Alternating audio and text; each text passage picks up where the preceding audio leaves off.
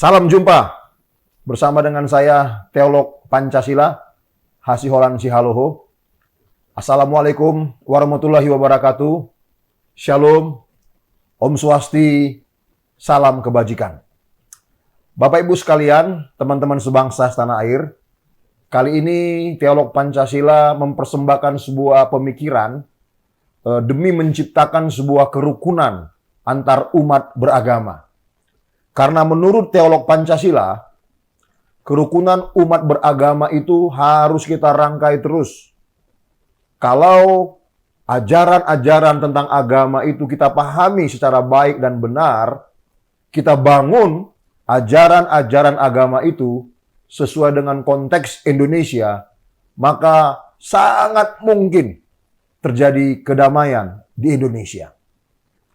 Bapak Ibu, kali ini saya memberikan judul uraian saya, Konstitusi Teologi Kristen Indonesia dalam pandangan Teolog Pancasila. Kita tahu bahwa ikan salmon itu mengandung omega 3 yang sangat baik. Dan ikan salmon itu banyak sekali di luar negeri, ya, di Amerika, di Kanada, pokoknya di wilayah-wilayah yang berasal di luar negeri. Dalam 100 gram ikan salmon itu mengandung 1,6 gram omega 3. Ini sudah tidak terbantahkan dan hal ini pula yang membuat ikan salmon itu sangat enak, ya. Kita di Indonesia mengimport ikan salmon tersebut.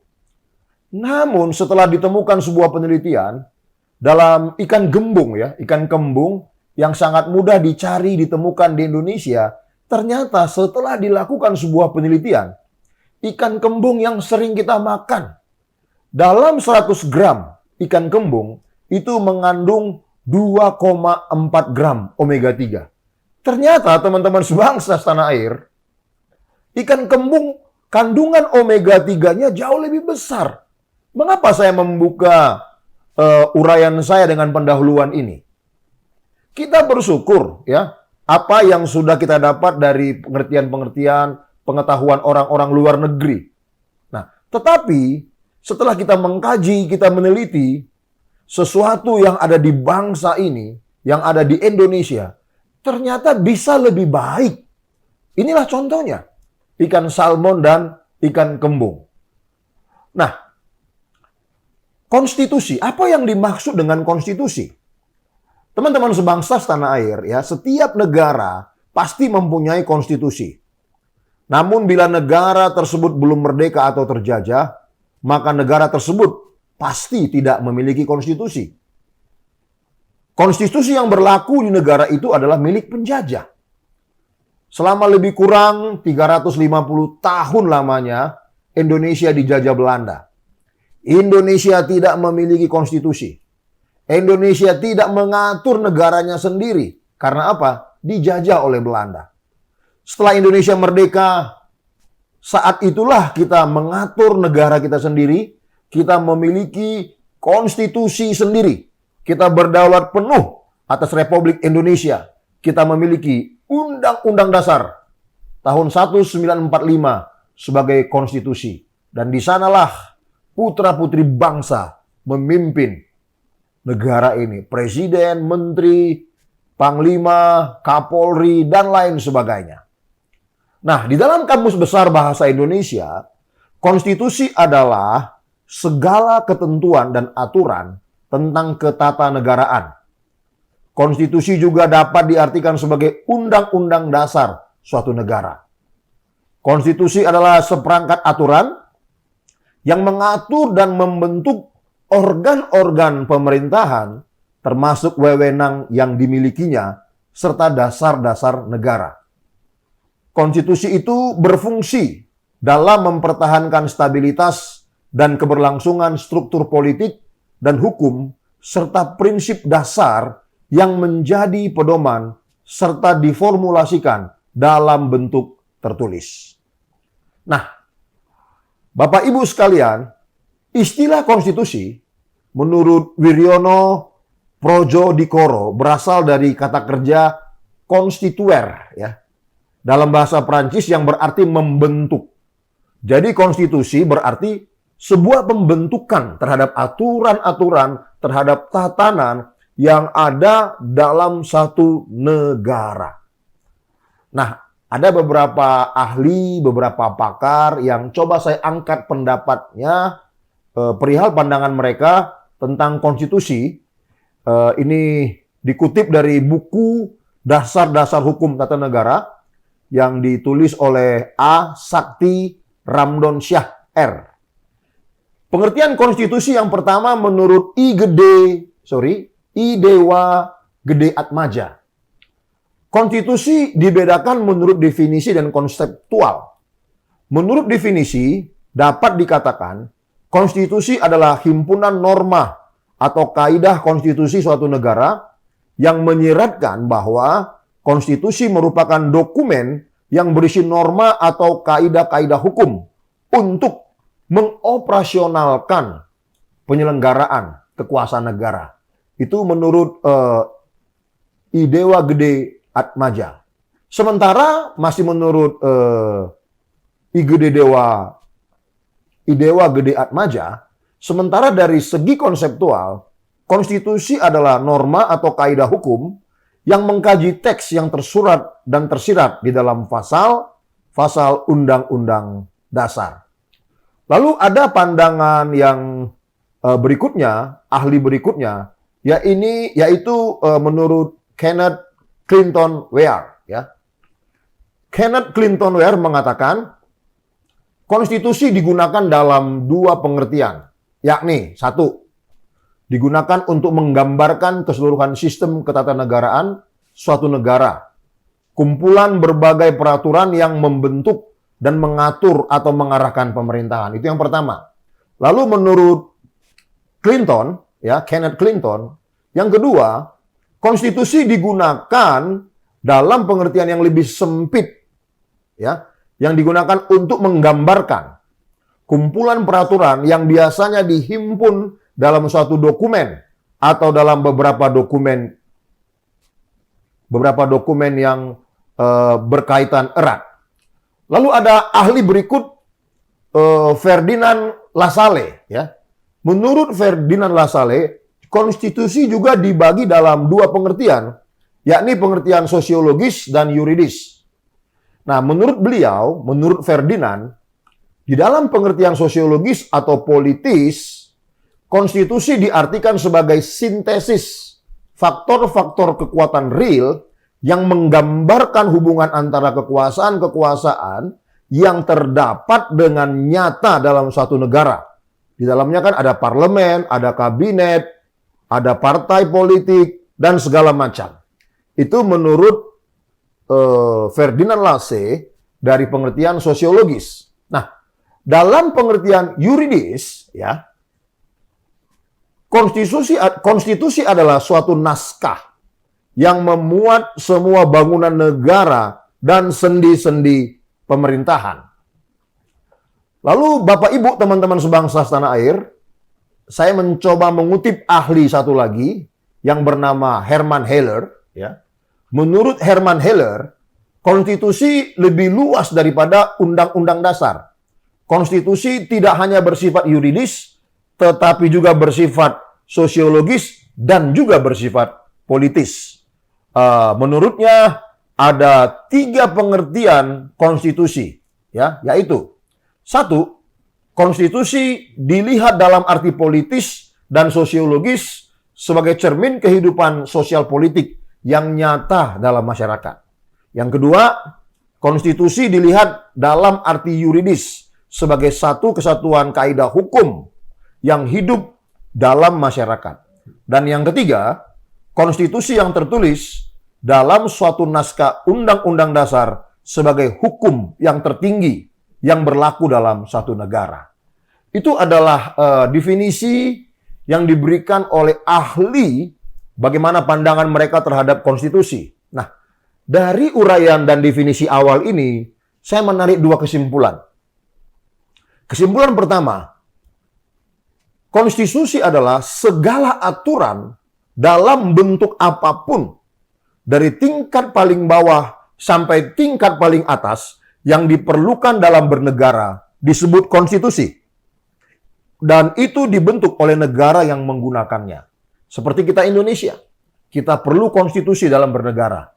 Baik dari pemerintahan yang paling bawah sampai yang paling atas, atau dari yang paling atas sampai yang paling bawah, terserah mana yang lebih dahulu, itu dibentuk oleh putra-putri bangsa Indonesia untuk menjalankan roda pemerintahan Republik ini sejak Republik ini merdeka. Kesimpulan yang kedua yang bisa saya tarik adalah tidak mungkin sebuah negara yang merdeka berdaulat menggunakan konstitusi negara lain di dalam negaranya. Itu sama sekali tidak mungkin. Karena tentu mengalami banyak sekali perbedaan. Sosial, politik, budaya, semuanya itu pasti berbeda. Itulah sebabnya tidak mungkin sebuah negara yang merdeka dan berdaulat menggunakan konstitusi negara lain. Misalkan Indonesia. Tidak mungkin Indonesia menggunakan konstitusi Belanda, Amerika, atau negara-negara manapun. Jadi intinya konstitusi itu adalah pembentukan sebuah aturan dalam sebuah negara dalam seluruh aspek. Lalu Bapak Ibu yang berikutnya teologi ya. Karena judul daripada uraian saya ini adalah Konstitusi Teologi Kristen Indonesia. Teologi ya kita tahu ya bahwa teologi itu adalah ilmu yang mempelajari tentang Allah ya. Di dalamnya dimuat tentang pribadi Allah, tempat tinggal Allah atau surga, peraturan-peraturan Allah, ada juga rencana Allah, ada juga manusia dan ciptaannya, dan lain-lain. Ini yang paling utama, yang paling sering kita bahas kalau berteologi. Nah, teman-teman sebangsa setanah air, semua teologi itu yang saya sebut di atas, itu bersifat subjektif, ya.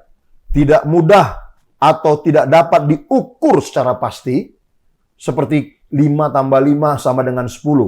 Itu sangat bisa kita buktikan. Ya. Kita ambil 5. Toh? Kita tambahin lagi 5. Kita gabungkan, lalu kita hitung. Kita bisa membuktikan bahwa 5 tambah 5 adalah 10. Dengan menggunakan jari ini. Ya. Peraturan-peraturan Allah itu, atau Allah itu sendiri, atau tempat tinggal Allah, atau rencana Allah, ya, tidak dapat kita pahami seperti yang saya sebut tadi, ya, sedetail mengetahui 5 tambah 5 adalah 10, ya. Adakah di antara manusia yang diberitahu Allah secara langsung perihal dirinya? Adakah? Bukankah semua yang kita ketahui perihal nama-nama teologi yang sebut di atas tadi, ya, bukankah semua itu kita pahami, kita ketahui dari hasil kajian, hasil tafsir? Kalau semua itu hasil kajian, hasil tafsir, siapa yang berani mengatakan bahwa hasil kajiannya yang paling benar, yang lain salah? Tentu tidak ada. Kalau saya mengatakan 5 tambah 5 10, lalu ada yang mengatakan 5 tambah 5 sama dengan 9, saya berani mengatakan itu salah. Karena saya bisa mengajak orang itu bertemu, kita ambil 5 batu, ditambah 5 batu, mari kita hitung sama-sama. Jadi bisa dibuktikan. Tetapi perihal pribadi Allah, tempat tinggal Allah, peraturan-peraturan Allah, rencana Allah, itu tidak bisa dibuktikan secara syahih seperti 5 tambah 5 adalah 10. Semuanya hanya tafsir dan kajian. Apakah telah menjadi kebiasaan manusia sebagai bentuk ego dirinya bahwa kecenderungannya adalah memegahkan dirinya, memastikan dirinya serta kajian yang paling benar, orang lain salah atau tidak terlalu benar dari dirinya? Apakah ini sudah menjadi habits, kebiasaan manusia yang belajar? Saya tidak tahu juga. Tapi memang ada kecenderungan di situ tuh. Ada kecenderungan di situ, apalagi kelompok-kelompok tertentu yang belajar teologi. Ada kecenderungan untuk menunjukkan bahwa dialah yang paling benar, yang lain salah. Nah, mengapa terjadi perang doktrin di dalam sejarah gereja sehingga mengakibatkan adanya orang-orang yang diasingkan, bahkan dibunuh? Bukankah doktrin teologi harusnya bermuara kepada kasih dan kedamaian. Kok bisa? Gara-gara terjadi perbedaan doktrin, menimbulkan perang doktrin, ada orang yang diasingkan, ada orang yang dibully, bahkan ada orang yang dibunuh. Padahal teologi, ilmu yang mempelajari tentang Allah. Nah, Bapak Ibu sekalian, teman-teman sebangsa setanah air, saya akan mencoba melanjutkan perihal penjelasan ya, apa yang saya sebut di atas tadi. A, doktrin tentang Allah atau teologi tentang Allah. Bapak Ibu sekalian, apakah Allah itu harus Tritunggal? Ini pertanyaan. Saya tidak menolak Tritunggal, cuman mari kita merenung, apakah Allah itu harus Tritunggal? Kalau jawabannya ya harus dong. Dasarnya mana? Ini loh, dasar pemikiran si Anu pada tahun sekian. Dasar pemikiran si Anu pada tahun sekian. Dasar pemikiran si Anu pada tahun sekian. Ini loh dasar-dasar ayatnya. Jadi Allah itu harus Tritunggal. Oke, silakan. Lalu yang kedua, doktrin tentang Allah yang tadi. Apakah Allah itu harus Tritunggal? Ada yang mengatakan, oh tidak harus. Dasarnya apa? Ini. Dasarnya apa? Ini. Ayat-ayat Alkitabnya yang mana? Ini. Semua bisa diberikan referensi. Ya. Karena memang untuk memastikan Allah seperti yang kita bahas dalam kajian-kajian rasanya tidak mungkin bisa setepat itu. Mendekati iya, tapi setepat itu tidak mungkin. Karena tidak ada satu pribadi pun yang sudah dikunjungi oleh Allah dan Allah berkata, hei anakku, aku itu Tritunggal. Nggak ada. Semuanya itu adalah kajian. Ya. Lalu yang kedua, perihal doktrin anak Allah, Yesus Kristus. Apakah Yesus Kristus itu sehakikat dengan Allah? Oh iya, dasarnya ini dan ini. Pandangan si Anu sehakikat begini dan begini. Oke, silakan. Lalu muncul sebuah pertanyaan, apakah Yesus Kristus itu tidak sehakikat dengan Allah? Siapa yang lebih rendah? Siapa yang lebih tinggi? Inilah pembahasan yang umum selalu dan selalu dan selalu. Karena memang ini telah menjadi acuan kalau kita belajar tentang Allah maupun Yesus Kristus. Ya silakan saja. Lalu yang ketiga tentang Roh Kudus. Roh Kudus itu pribadi ketiga dari Allah Tritunggal, atau Roh Kudus itu adalah Roh Allah sendiri. Kalau Anda berkata Roh Kudus itu adalah pribadi ketiga dari Tritunggal, ya silakan. Tapi kalau ada yang berkata Roh Kudus itu adalah pribadi Allah sendiri, apakah kita harus salahkan pandangan semacam itu? Apakah kita harus sesatkan pandangan semacam itu dengan mengacu kepada pemikiran orang-orang yang berasal dari luar negeri? Apakah harus kita salahkan? Menurut saya, Bapak Ibu, setiap kajian-kajian yang seperti ini, ya, jangan sampai ini membuat kita ribut, membuat kita terpecah belah. Tidak baik menurut saya. Kita Indonesia, kita harus memikirkan persatuan bangsa, kemajuan bangsa. Jangan sampai karena doktrin agama, doktrin dalil-dalil agama, kita terpecah belah. Padahal yang kita bahas itu hal yang subjektif, ya, hal yang tidak bisa dipastikan. Tetapi persoalan bangsa ini pasti. Perpecahan bangsa ini pasti. Jangan gara-gara sesuatu yang masih dalam bentuk sebuah keyakinan, apa yang pasti kita korbankan. Ini yang harus kita cegah sebagai orang yang belajar teologi. Nah, dari segala macam doktrin-doktrin itu, doktrin keselamatan adalah doktrin yang sangat perlu mendapat perhatian kita. Benarkah kalau tidak Kristen atau kalau tidak beragama Kristen pasti tidak selamat? Benarkah? Sekalipun hidup orang itu berbuat baik, dia mengasihi sesama, tetapi karena bukan seorang Kristen, tetap tidak selamat, masuk neraka atau binasa. Benarkah demikian? Nah, segala bentuk pemikiran teologi yang ada di Indonesia yang saya sebut tadi semuanya itu berasal dari luar negeri. Pemikiran-pemikiran teologi tentang apapun semuanya dimulai di luar negeri, lalu masuk ke Indonesia. Pemikiran teologi itu dianggap sudah baku di Indonesia, dianggap sebagai standar kebenaran. Kalau ada pemikiran di luar itu dianggap salah, dianggap bidat, dipandang sesat, tidak peduli. Walaupun harus mengorbankan kerukunan bangsa, harus menimbulkan perpecahan bangsa, menimbulkan keretakan antara sesama warga negara Indonesia, tidak peduli.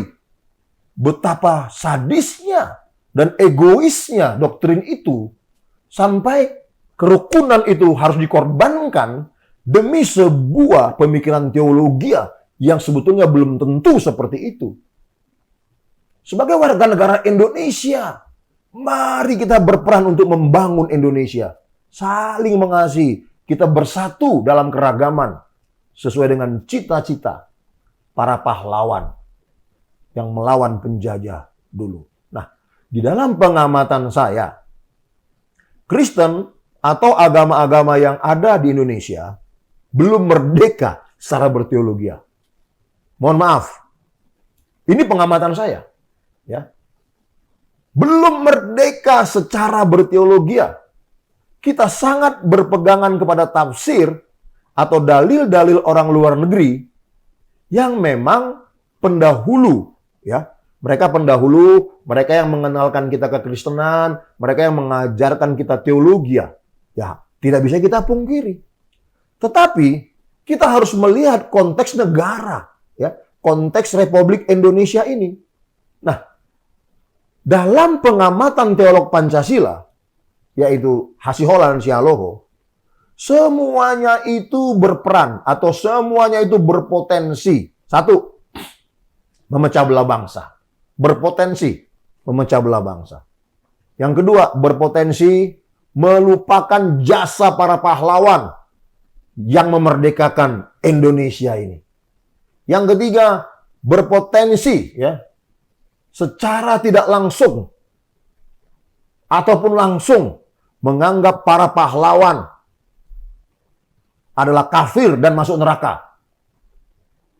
Si Singamangaraja, Teuku Umar, Tuanku Imam Bonjol, Cut Nyak-din, Dewi Sartika, Pangeran Diponegoro, Patimura, Sultan Hasanuddin, dan lain sebagainya. Ini pejuang-pejuang yang melawan penjajah pada zaman penjajahan dulu. Nah, dengan doktrin yang dibangun dari pemikiran luar negeri itu, mau tidak mau, kita menganggap mereka masuk neraka, binasa. Karena tidak seagama, tidak sedoktrin dengan kita. Menurut saya ini merusak nurani, Bapak Ibu sekalian. Kita perlu mengadakan sebuah evaluasi, ya. Kita tidak menghargai pahlawan kita. Yang keempat, berpotensi mempertajam perbedaan. Di mana perbedaan itu sudah disatukan oleh Pancasila dan dinamakan kebinekaan. Nah, doktrin-doktrin itu berpotensi. 4 hal yang saya sebut ini. Karena itu teman-teman sebangsa setanah air, menurut pengamatan teolog Pancasila, Kristen atau agama-agama yang ada di Indonesia harus membangun teologinya sendiri berdasarkan kitab suci yang dimiliki. Sehingga kita menjadi orang yang merdeka dalam berteologi. Tidak terjajah doktrin-doktrin teologi yang berasal dari luar negeri. Tafsir dari kitab suci tersebut harus dibangun sesuai dengan konteks Indonesia. Tafsir kitab suci yang sudah ada di Indonesia hari ini, ya, itu hasil buah pikiran para teolog-teolog pendahulu yang berasal dari luar negeri. Kita tidak memiliki kajian kita sendiri. Setiap kali kita hendak mempelajari apapun, kita langsung membuka buku-buku yang sudah berasal dari luar negeri dan kita jadikan itu sebagai patokan kebenaran. Tidak apa-apa sebetulnya. Tetapi kalau itu berpotensi memecah belah bangsa, merusak hubungan antara si Ucok dan si Ahmad, itu mesti kita kaji ulang. Sekali lagi, perdamaian bangsa ini jauh lebih penting daripada mempertahankan kajian doktrin atau dalil-dalil keagamaan yang sebetulnya belum tentu Allah atau Tuhan yang Maha Kuasa memerintahkan seperti itu. Bapak Ibu, hati nurani, akal budi yang sehat, serta kepentingan bangsa menjadi alat ukurnya. Artinya, bila ada doktrin teologia, pemikirannya di luar hati nurani, di luar akal sehat, serta merusak kepentingan bangsa, maka pemikiran teologia itu harus kita tolak. Siapapun dia yang mengkajinya, siapapun dia yang membuatnya, harus kita tolak. Karena kepentingan bangsa itu jauh lebih penting daripada sekedar perdebatan-perdebatan teologia. Sebab doktrin apapun itu yang buat manusia. Ya. Nah, secara umum kan teologi itu terbagi dalam 4 induk ya. Ada biblika, ada historika, ada sistematika, dan ada praktika. Ya. Mungkin saja bisa bertambah sesuai dengan kebutuhan. Nah, di dalam pengamatan teolog Pancasila, hanya historika yang tidak bisa kita ubah. Karena apa? Ini bicara sejarah, ini bicara historis. Sejarah itu tidak bisa dimanipulatif dan tidak bisa diubah. Jadi dari keempat induk itu hanya historis yang tidak bisa kita ubah. Ya, jas merah, jangan melupakan sejarah. Tapi kalau kajian, pemikiran, harus kita sesuaikan dengan cita-cita kemerdekaan bangsa ini. Sebab itu adalah sebuah fakta sejarah ya, historika itu. Nah, biblika, sistematika, praktika bisa saja mengalami perkembangan sesuai dengan keadaan negara masing-masing. Itu sekelumit perihal teologia ya. Nah, sekarang saya ingin mengajak Bapak Ibu memahami Indonesia.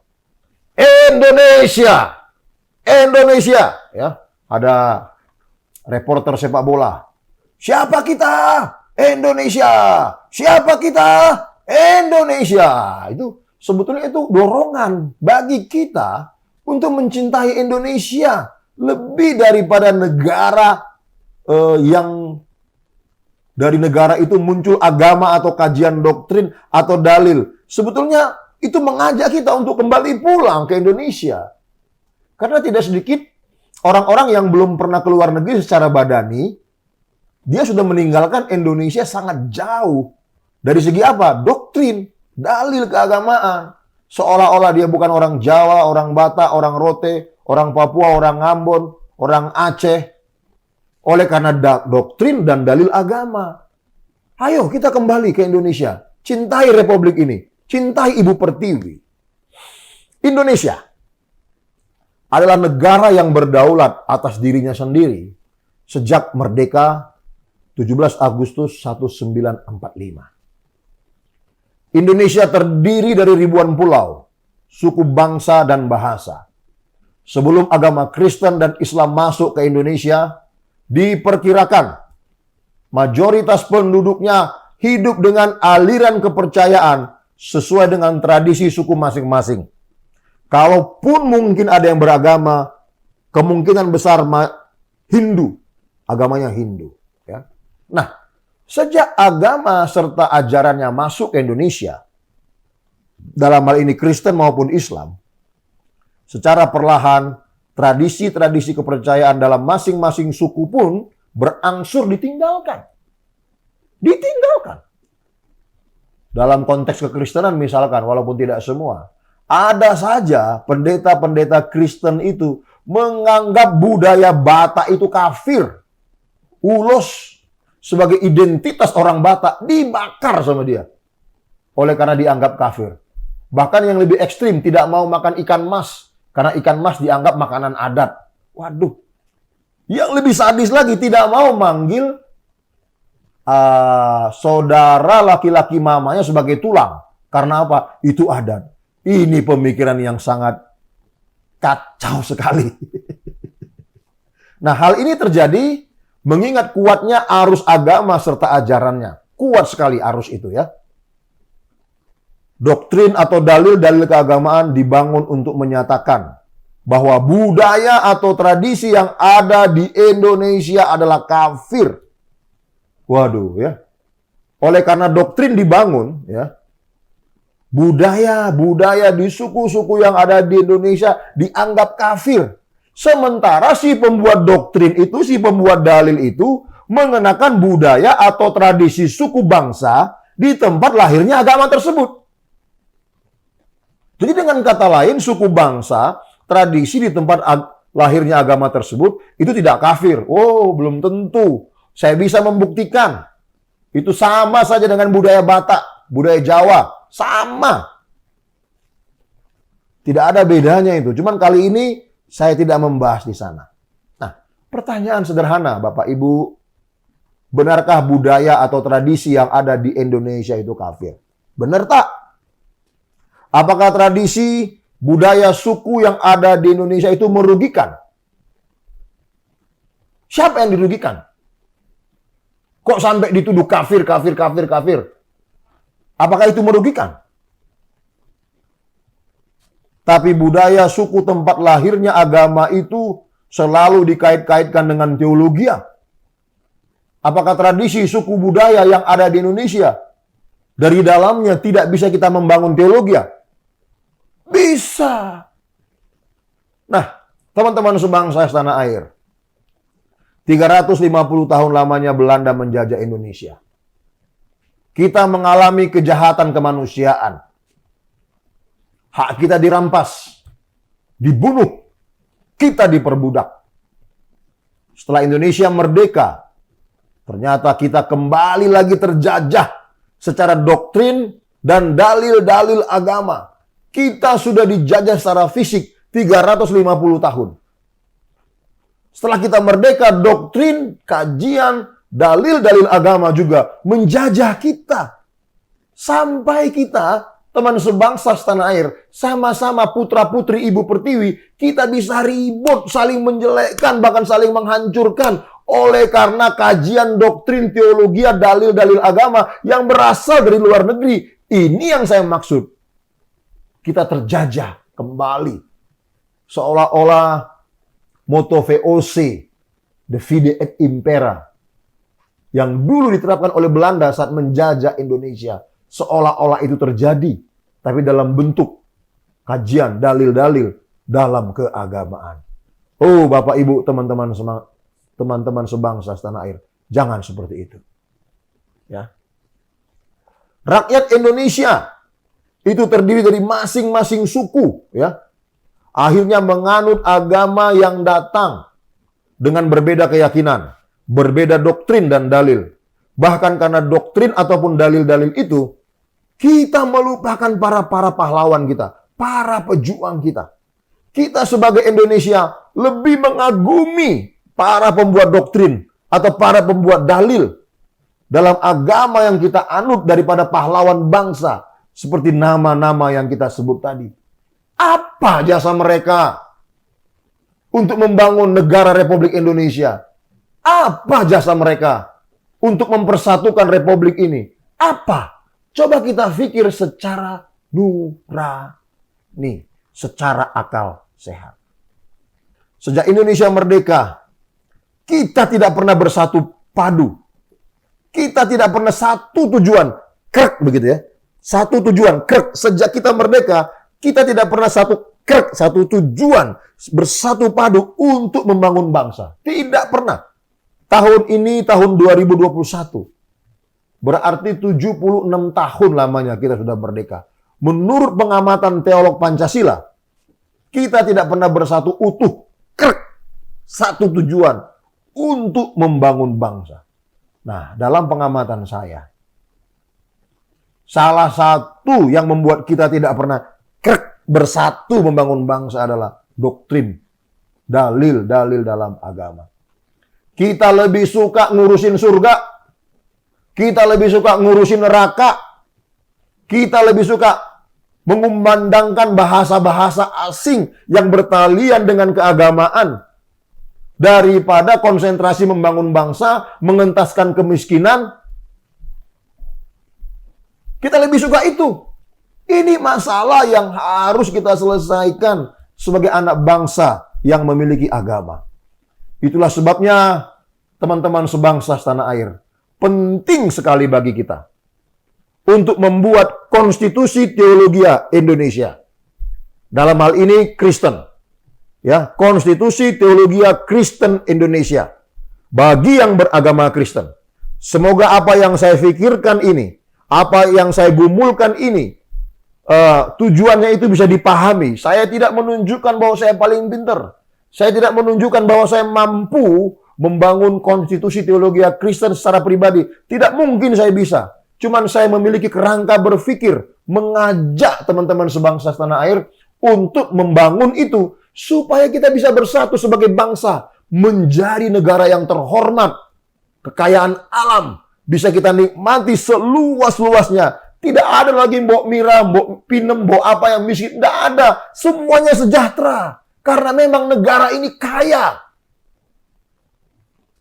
Dan kalau kita orang Kristen sudah mampu membangun konstitusi teologi Kristen Indonesia, kami juga berharap agama-agama lain yang ada di Indonesia, coba pikirkan seperti apa yang saya pikirkan ini. Engkau dan aku, Indonesia, apapun agamamu. Nah, bagian yang kelima, saya akan membahas konstitusi teologi Kristen Indonesia. Nah, Bapak Ibu, teman-teman sebangsa tanah air, pengertian dari KTKI, ya, saya singkat, Konstitusi Teologi Kristen Indonesia. Kita harus bangun sesuai dengan kebinekaan kita. Jangan kita paksakan doktrin pemikiran teologi luar negeri, kita paksakan ke Indonesia, padahal itu berpotensi memecah belah bangsa. Jangan dipaksakan. Ya. Sehingga teologi Kristen Indonesia tidak menjadi sarana pemecah belah bangsa. Kalimat ini sungguh terlihat jelas bagaimana karena teologi anak-anak bangsa sesama Kristen itu terpecah, saling menjelekkan, saling merendahkan. Si A merendahkan si B merendahkan si C. Padahal mereka ribut. Bukan karena pemikirannya sendiri. Pemikiran orang luar yang mereka bawa ke Indonesia. Di mana orang itu udah mati. Dia tidak mengenal Indonesia. Tapi pemikirannya dipaksakan masuk ke gereja-gereja, ke teologi-teologi. Kalau itu tidak berpotensi memecah belah bangsa, nggak apa-apa. Tapi kalau itu berpotensi memecah belah bangsa, ngapain harus dibawa? Semua doktrin dibangun sesuai dengan cita-cita kemerdekaan bangsa ini. Jadi konstitusi teologi Kristen Indonesia mengajak membangun doktrin keagamaan dalam Kristen sesuai dengan cita-cita kemerdekaan bangsa. Sangat banyak loh putra-putri bangsa Indonesia yang ahli di bidang teologi. Banyak. Dari berbagai lulusan pendidikan teologi dalam maupun luar negeri. Banyak orang-orang yang pintar. Saya mengenal, saya tahu. Nah, ada 3 pertanyaan yang terbangun ya. Saya belum menjelaskan, hanya memberikan clue-clue kerangka berpikir saja. Yang pertama, apakah kita orang Indonesia tidak bisa membangun teologianya sendiri sesuai dengan kebinekaan di Indonesia? Yang mana ini akan menjadi konstitusi teologi Kristen Indonesia. Bisa tak? Bisa enggak kita membangun teologi kita sendiri? Tanpa mengaitkan pemikiran teologi asing. Bisa enggak itu? Nah, ini tolong difikirkan. Tolong difikirkan. Yang kedua, bagaimana kalau ada pemikiran seperti ini? Mari kita membangun kekristenan dari Kisah Rasul ke Indonesia. Kita mencoba merekonstruksi kekristenan di Indonesia yang selama ini sudah masuk dari Eropa, dari Amerika, pengajaran-pengajarannya. Kita rekonstruksi ulang. Kita membangun kekristenan dari zaman Kisah Para Rasul, ya, antara tahun 35 Masehi sampai tahun 100 Masehi, langsung ke Indonesia. Di mana di dalamnya dulu belum ada doktrin-doktrin yang dibangun oleh orang-orang Eropa itu yang tidak mengenal Indonesia itu. Bisa enggak? Kita membangun teologi langsung. Dari zaman Kisah Para Rasul ke Indonesia. Dari tahun 35 Masehi, setelah Yesus kembali ke sorga, sampai tahun 100 Masehi. Ya, sampai Rasul Yohanes, Rasul yang terakhir itu mati. Bisa enggak kita? Di mana di situ kita menemukan keseriusan, kesungguhan orang untuk hidup seperti Yesus. Merindukan surga, langit baru dan bumi yang baru. Nah, itu penting. Lalu yang ketiga, bisa enggak kita membangun konstitusi teologi Kristen konteks Indonesia? Hanya berdasarkan 66 kitab, 1189 pasal, 30.907 ayat. Kita bangun teologi dari situ. Tidak menggunakan pemikiran si anu, dan si anu. Bisa nggak kita menggunakan itu? Nah, ini saya tidak mau jawab, karena sulit bagi saya untuk menjawab sendiri. Tapi ini saya lemparkan dalam YouTube ini, siapapun teman-teman sebangsa tanah air yang belajar teologi, tolong pikirkan ini. Demi Indonesia. Jangan ngomong surga dulu. Indonesia, teman-teman sebangsa. Si Uco, si Ahmad, si Budi, si Tono, si Tina, si Tuti. Ini teman sebangsa yang harus kita perhatikan. Jauh banget ngomong surga. Teman sebangsa miskin, melarat dibiarin aja. Gara-gara beda doktrin. Jauh surganya. Kita harus berpikir real dulu. Nah, misalkan doktrin tentang Allah. Ya, ini pemikiran saya ya. Kita mengetahui Allah itu dari bahasa Ibrani Elohim. Gitu? Bener dong, ya kan? Nah, ada pertanyaan yang menggugah saya. Saya selalu menggunakan pertanyaan, saya belum jawab karena YouTube berikutnya akan memuat hal-hal itu.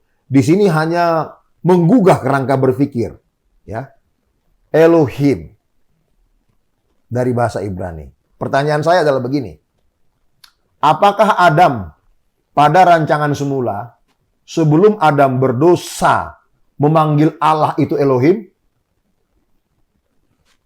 Kan Elohim itu kan bahasa Ibrani. Yang sudah ada, yang mulai ada, dimulai dari Kejadian 12, panggilan Abraham.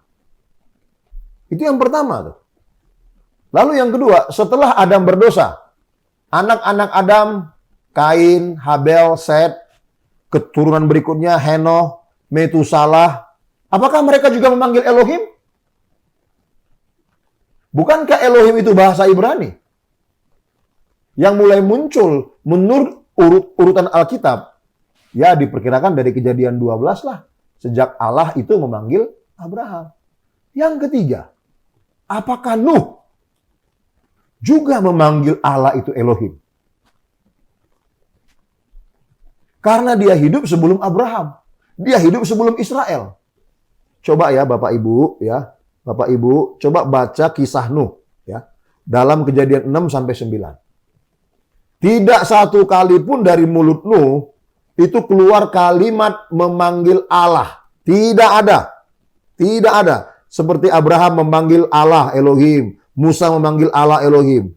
Kalau Bapak Ibu membaca Kejadian 6 sampai Kejadian 9, tidak kita temukan dari mulut Nuh keluar satu kata pun memanggil dia itu Allah atau Elohim. Tidak ada. Narasi Alkitab mencatat demikian. Lalu Allah berfirman kepada Nuh, bla bla bla bla bla bla bla bla bla bla bla. Selanjutnya, lalu Nuh melakukan seperti yang Allah perintahkan kepadanya. Berikutnya lagi sama. Berfirmanlah Allah kepada Nuh, bla bla bla bla bla bla bla bla bla bla bla. Narasi berikutnya, lalu Nuh melakukan seperti yang Allah perintahkan. Maksud saya, tidak ada satu kalimat pun dari mulut Nuh ini keluar sebutan Allah. Tidak ada. Baca baik-baik Kejadian 6 sampai 9. Lalu yang keempat, apakah mereka yang terserak ke seluruh penjuru mata angin dalam peristiwa Menara Babel di Kejadian 11? Apakah mereka memanggil Elohim? Apa yang mereka panggil? Ini orang-orang yang hidup sebelum Abraham. Dan ketika mereka terserak ke seluruh penjuru mata angin, Apakah Allah pencipta langit dan bumi ini tidak menyertai mereka? Nah, lalu dimulai Kejadian 12, catatan Alkitab mengerucut hanya kepada Abraham dan keturunannya sampai melahirkan bangsa Israel. Dari Israel lah kita mengetahui bahwa Allah itu disebut Elohim. Ya, sesuatu yang berakhiran im itu jamak. Nah, bisakah kita mengatakan bahwa Kejadian 1 sampai Kejadian 11 itu sudah diyahudikan oleh penulis kitab Kejadian yang memang sumbernya dari orang Yahudi. Namun, pertanyaan-pertanyaan yang saya bangun tadi itu masuk akal. Kita tidak tahu apakah Adam memanggil Allah itu Elohim. Kita tidak tahu. Tapi ditulis dalam Alkitab Elohim, Pak, itu bahasa Ibrani. Karena memang yang menulis orang Ibrani. Nah, hal ini penting kita ketahui agar Allah atau sesembahan dalam suku-suku di Indonesia tidak kita katakan kafir. Setelah orang-orang dalam peristiwa Menara Babel terserak ke 8 penjuru mata angin, gitu. Catatan Alkitab mengerucut kepada Abraham dan keturunannya. Pertanyaannya, orang yang terserak begitu banyak ini ke seluruh penjuru mata angin, apakah mereka tidak disertai Allah yang menciptakan langit dan bumi? Jangan kita mengatakan mereka tidak disertai Allah. Tradisi-tradisi suku yang tidak Kristen, yang tidak dididik secara Injil, tradisi-tradisi sukunya itu baik, bagus, mengajar orang untuk hidup baik, tidak melawan, tidak mengajar membunuh, tidak baik. Nah, dalam hal ini, supaya kita tidak mengatakan bahwa sesembahan dalam suku-suku yang ada di Indonesia dikatakan kafir, kafir, kafir. Misalkan kami orang Batak, kami menyebut Dewata, mula jadi Nabulun. Ada loh. Segampang itu dia mengatakan itu kafir, padahal dia orang Batak. Ini harus menjadi pengamatan kita secara bersama-sama, Bapak Ibu sekalian. Karena tradisi di semua suku Jawa, ada tepo seliro, di Maluku ada sebutan tete manis atau apa, saya tidak tahu persis. Namun yang saya tahu, ajaran suku-suku itu baik. Sebelum Injil masuk, sebelum agama masuk ke Indonesia, suku-suku yang ada di Indonesia itu hidupnya udah rapi, tertib. Misalkan orang Batak punya konsep dalihan na tolu. Dalihan itu tungku. Tolu itu 3. Ini keseimbangan hidup. Ini ajaran yang sangat bagus. Kalau dibuat teologia, bagus. Teologia dalihan na tolu, bagus. Sebelum Injil masuk ke tanah Batak, tradisi Batak sudah mengajarkan orang Batak untuk rendah hati. Tidak peduli pangkatnya apapun. Jadi jangan bilang kafir. Kalau nggak mengerti, jangan bilang kafir. Nggak boleh begitu. Ya. Jadi, saya berkeyakinan. Akan saya bahas berikutnya nanti dalam YouTube saya. Bahwa Allah itu juga menyertai mereka. Tapi perihal ajaran tentang Yesus Kristus. Itu eksklusif itu. Khusus. Itu harus datang dari Israel dulu. Ya. Tetapi Allah yang menciptakan langit dan bumi. Saya kok berkeyakinan.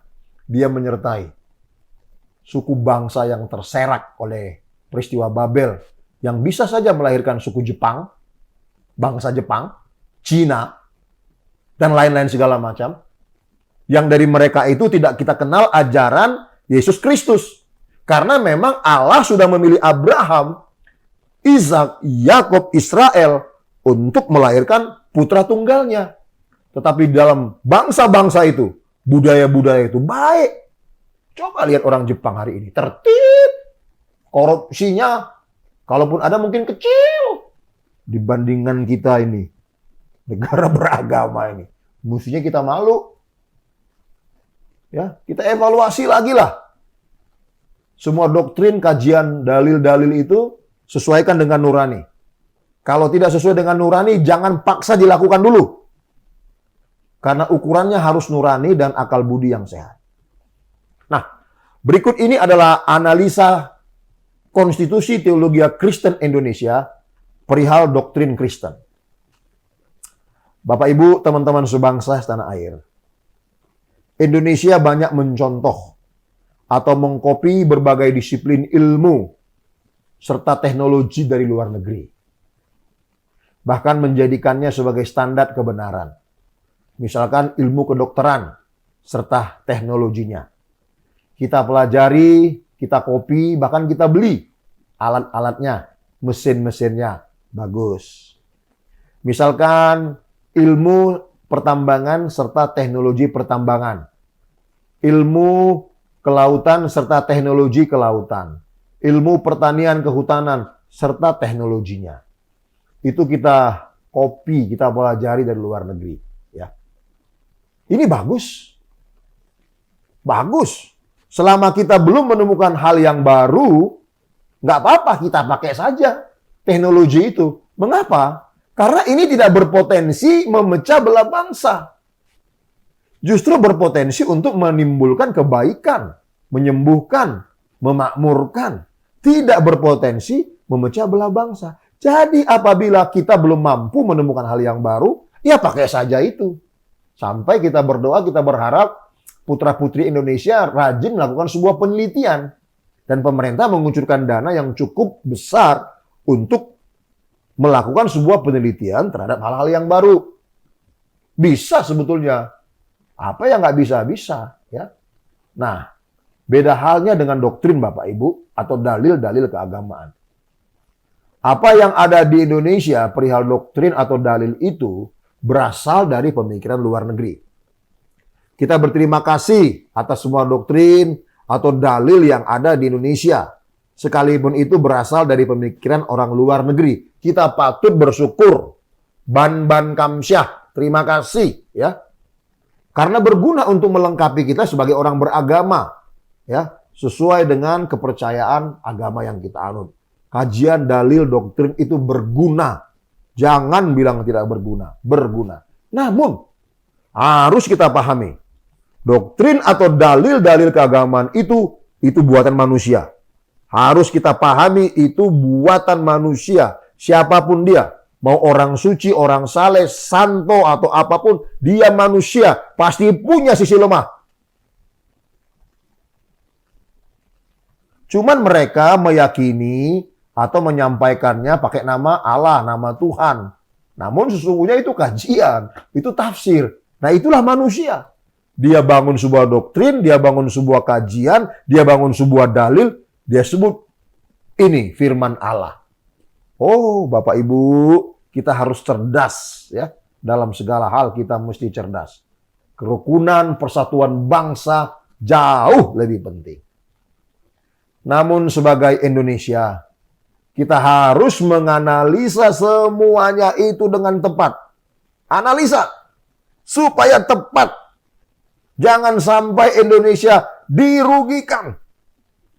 Satu, sekalipun doktrin atau dalil-dalil keagamaan itu bersifat tafsir atau kajian manusia, tidak masalah. Tidak masalah, kita pakai di Indonesia untuk melengkapi ajaran keagamaan kita masing-masing. Nggak masalah. Meukuansi, nggak apa-apa. Ya. Karena memang berguna. Yang kedua, namun apabila doktrin atau dalil keagamaan itu berpotensi memecah belah bangsa, merobek persatuan dan kesatuan kita sebagai Indonesia, maka kita harus meninjau kembali doktrin atau dalil itu. Kalau dia berpotensi merobek Pancasila, merobek kebinekaan, membuat aku dan kamu tidak bisa ngopi bareng, mesti kita kaji ulang. Yang ketiga, ayat-ayat kitab suci dalam agama kita masing-masing yang dipakai orang luar negeri untuk membangun doktrin atau dalil itu harus kita tafsir dan kaji sesuai dengan konteks persatuan Indonesia. Sebab ajaran agama tidak mungkin membawa keributan. Ajaran agama tidak mungkin merendahkan agama lain. Tidak mungkin. Kalau ada, itu pasti tafsir yang ego sektoral. Yang keempat, orang luar negeri yang membuat doktrin atau dalil itu, ya perhatikan, orang luar negeri yang membuat doktrin atau dalil itu, mereka hidup tahun berapa? Apakah mereka menafsir atau mengkaji tidak melibatkan kepentingan negaranya, politiknya pada waktu itu? Ada nggak? Kalau ada, ngapain harus dibawa-bawa ke Indonesia? Yang bertujuan berpotensi memecah belah bangsa. Apakah mereka tinggal atau berada dalam sebuah komunitas yang pluralistik dan majemuk seperti Indonesia? Atau hanya kelompok mereka sendiri saja? Mereka tidak tahu Indonesia karena rentan waktunya yang sangat panjang. Mereka yang membuat doktrin itu, mereka tinggal dalam komunitas yang pluralistik, majemuk seperti Indonesia atau tidak? Kita ini pluralistik, majemuk. Jangan dipaksakan sebuah kajian, doktrin, dalil yang dibangun dalam satu komunitas saja, dipaksakan hidup bertengger dalam sebuah kehidupan atau komunitas yang plural. Oh, berabe. Yang kelima, jadi karena doktrin atau dalil itu buatan manusia, bukan buatan Allah, karena yang membuatnya tidak tinggal di komunitas majemuk atau pluralistik seperti Indonesia, karena keadaan sosial, budaya, politik yang berbeda, dan yang paling penting berpotensi memecah belah bangsa, maka doktrin atau dalil itu harus kita analisa kembali demi NKRI. Demi NKRI. Saya ulangi. Karena doktrin dalil itu buatan manusia, bukan buatan Allah. 1. 2. Karena yang membuatnya tidak tinggal di komunitas majemuk, plural seperti Indonesia. 2. 3. Karena keadaan sosial, budaya, politik yang berbeda, dan yang paling penting berpotensi memecah belah bangsa, maka doktrin atau dalil itu harus kita analisa kembali. Demi NKRI. Demi cita-cita kemerdekaan bangsa. Indonesia harus kita perhatikan. Indonesia harus kita perhatikan. Kemajuan bangsa harus menjadi tugas kita bersama-sama, apapun profesi kita. Saya sebagai pendeta, sebagai orang yang belajar teologi, saya memikirkan ini. Jangan sampai teologi yang kuajarkan memecah belah bangsa. Nah, di bagian yang terakhir ini, saya ingin menyampaikan satu hal. Doktrin yang berpotensi memecah belah bangsa serta merusak nurani dan akal sehat adalah doktrin keselamatan. Dalam konteks Kristen, doktrin yang berpotensi memecah belah bangsa serta merusak nurani dan akal budi adalah doktrin keselamatan. Mari saya jelaskan. Di dalam agama Kristen, perihal keselamatan masuk neraka atau masuk surga, ditetapkan bahwa yang bukan Kristen atau bukan beragama Kristen tidak selamat, binasa, masuk neraka. Sebaik apapun orang yang bukan Kristen tetap binasa. Perbuatan baik tidak menyelamatkan. Inilah doktrin keselamatan yang berpotensi memecah belah bangsa, yang merusak nurani dan akal budi. Bagaimana 350 tahun Indonesia dijajah oleh Belanda yang mayoritas Kristen, di mana mereka menganut doktrin keselamatan, kalau bukan Kristen masuk neraka. Mereka menjajah Indonesia, mengambil yang bukan miliknya, membunuh, memperbudak. Lalu mereka membuat doktrin, mereka selamat karena Kristen. Lalu dengan doktrin itu pula, orang yang mereka jajah, orang yang mereka bunuh, orang yang mereka rampas haknya, orang yang mereka perbudak karena bukan Kristen, dengan doktrin itu masuk neraka begitu. Ini merusak akal sehat, merusak nurani. Kaji ulang. Doktrin ini dibuat tahun 1600-an Masehi. Pasti memiliki ayat-ayat pendukung Alkitab.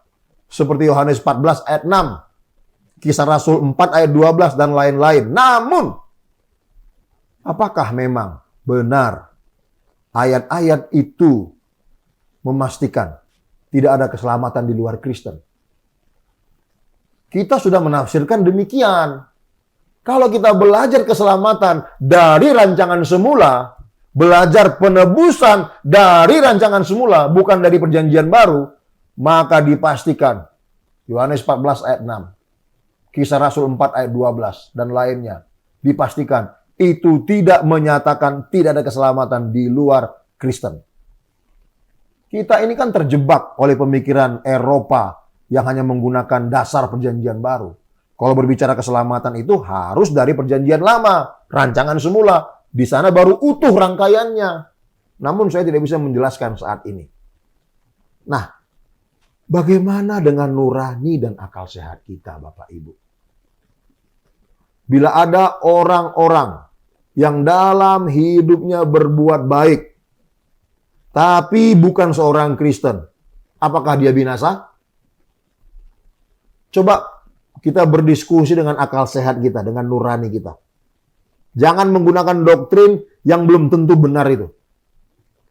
Mungkinkah orang baik, ya, kalau saya mengatakan begini, langsung dibantah tuh. Berarti selamat karena perbuatan baik. Terlalu cetek pemikirannya itu. Saya tidak berpikir selamat karena perbuatan baik. Tanpa pengorbanan Yesus Kristus, perbuatan baik tidak ada artinya. Jadi kalau saya mengatakan, bagaimana dengan orang-orang baik yang tidak Kristen? Gus Dur misalkan. Atau yang lebih dekat, ya, Jenderal Sudirman, Soekarno, Muhammad Hatta, Sisingamangaraja. Atau Presiden Jokowi. Saya mau tanya, apakah Presiden Jokowi binasa? Masuk neraka karena nggak Kristen? Ayo, jawab. Jangan merusak akal sehat nurani oleh karena doktrin-doktrin itu. Ya. Kalau kita mengatakan iya, aduh, ini kita sama dengan artinya membinasakan nurani dan akal sehat kita sendiri. Kita dijajah oleh doktrin. Indonesia harus merdeka, harus memiliki konstitusi teologi Kristen Indonesia sendiri. Jadi Bapak Ibu sekalian, doktrin yang dipersoalkan adalah, doktrin ya. Perihal doktrin itu mempersoalkan teks tulisan ego sektoral keagamaan. Itulah doktrin. Sekali lagi, supaya tidak salah arti, doktrin itu mempersoalkan tulisan teks, ego, tafsir keagamaan. Sementara nurani akal budi, dia mempersoalkan perbuatan baik atau perbuatan jahat. Ya, nangkap ya Bapak Ibu. Doktrin itu hanya mempersoalkan teks, tafsir, ego sektoral keagamaan. Itulah doktrin. Tetapi kalau nurani akal budi, dia mempersoalkan perbuatan baik, perbuatan jahat. Mana yang lebih berguna? Perbuatan baik, perbuatan jahat, atau doktrin? Jawab dalam hati kita masing-masing. Nah, Bapak Ibu sekalian, pikirkanlah pahlawan-pahlawan kita yang sudah berjuang memerdekakan Indonesia. Dia tidak seagama dengan kita mungkin saat ini. Apakah kita katakan mereka masuk neraka? Ulala. Pikir matang-matang. Jangan diperbudak oleh doktrin, ya. Dan kesimpulannya adalah satu, sebaiknya Indonesia itu memiliki konstitusi teologi Kristen sendiri. Membangun kekristenan dari Kisah Rasul ke Indonesia. Kalau gitu kita kafir dong, Pak. Kita durhaka bukan kafir, sorry. Kita durhaka dong, Pak, melompati Eropa. Tidak durhaka. Ya. Apa yang tidak bertentangan dengan persatuan kesatuan bangsa, ya kita pakai. Tapi kalau itu berpotensi merusak bangsa, jangan kita pakai. Karena doktrin-doktrin itu dibangun di sebuah negara. Sementara Kisah Rasul, murid-murid Yesus langsung, mereka tidak bernegara secara langsung. Bahkan negara mereka sendiri pun menolak mereka. Sebab kiblat mereka itu kemana? Ke surga. Itu yang menjadi pemikiran kita. Sementara doktrin-doktrin lain itu kan dibangun di sebuah negara. Dan murid-murid Yesus langsung dulu tidak membangun doktrin. Ya, justru kisah hidup mereka, pengalaman hidup mereka dijadikan doktrin. Ajaran-ajaran mereka itu diyunanikan, lalu dibuat parsingnya, dibuat eksegesinya harus seperti ini. Padahal rasul-rasul dulu tidak memikirkan parsingnya bagaimana, sintaksnya bagaimana. Mereka nggak mikir, yang mereka pikir adalah bagaimana hidup sesuai dengan kehendak Allah. Itu saja.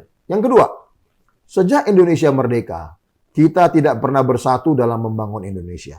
Selalu saja ada persoalan yang membuat kita terpecah. Dalam pengamatan teolog Pancasila, doktrin atau dalil-dalil keagamaan, hasil pemikiran luar negeri, yang dipaksakan diajarkan di Indonesia adalah salah satu penyebab terjadinya perpecahan kita sebagai Indonesia. Kesimpulan yang ketiga, seandainya mungkin saya bisa mengajak semua saudara-saudaraku se-Indonesia memikirkan persatuan Indonesia demi kemajuan bangsa di atas doktrin dan dalil-dalil keagamaan. Seandainya bisa, ku ajak semuanya memikirkan Indonesia melebihi doktrin itu. Yang keempat, bukti orang yang sungguh-sungguh beragama, dia harus mencintai bangsanya sendiri. Mengasihi semua manusia tanpa terkecuali. Dan yang kelima, sesuatu yang masih hangat ya. Pangkostrat Legend TNI Dudung Abdurrahman saat melakukan kunjungan kerja ke Batalion Zipur 9 Kostrat Bandung, beliau mengatakan bahwa semua agama benar di mata Tuhan. Saya teolog Pancasila, siap komandan. Saya setuju. Apa yang jenderal bilang, saya sebagai pendeta teologi Kristen, siap komandan. Saya setuju. Apa yang Bapak bilang, saya setuju.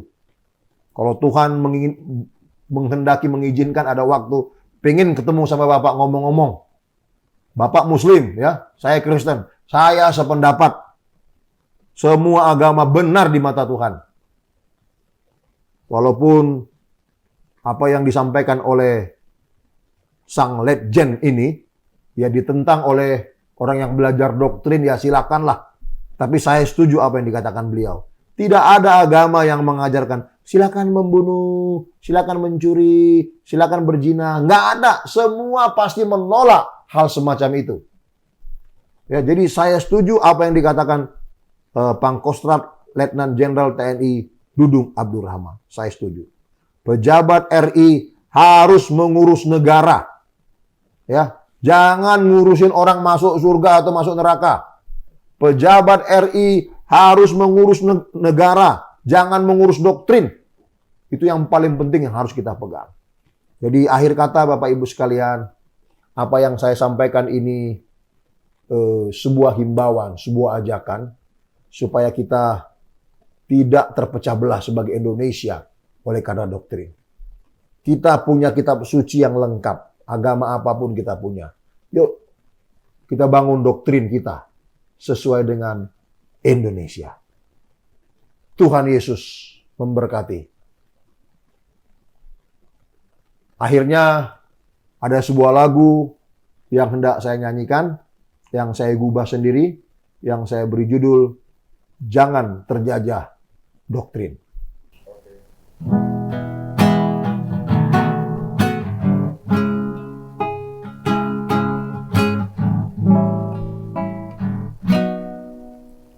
"350 tahun Belanda menjajah Indonesia, mengambil yang bukan miliknya, membunuh, memperbudak sesama manusia. Kristen Eropa membangun doktrin keselamatan. Bila bukan Kristen, takkan diselamatkan. Kau lakukan kejahatan kemanusiaan dengan doktrinmu. Kau tentukan kau selamat.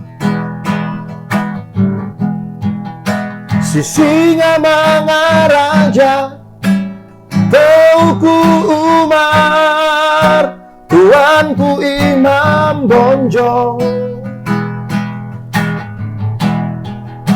Pangeran Diponegoro, Sultan Hasanuddin, Patimura, dan lainnya. Mereka berjuang melawan penjajah, sang pemegang doktrin. Insinyur Soekarno, Muhammad Hatta, Jenderal Sudirman.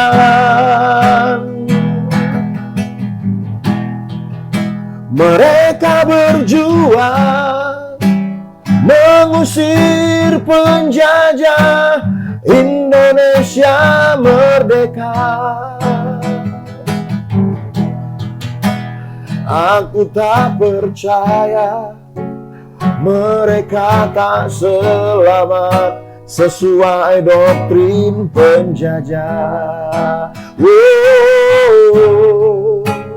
Aku tak percaya mereka tak selamat sesuai doktrin penjajah. Salam Konstitusi Teologi Kristen Indonesia.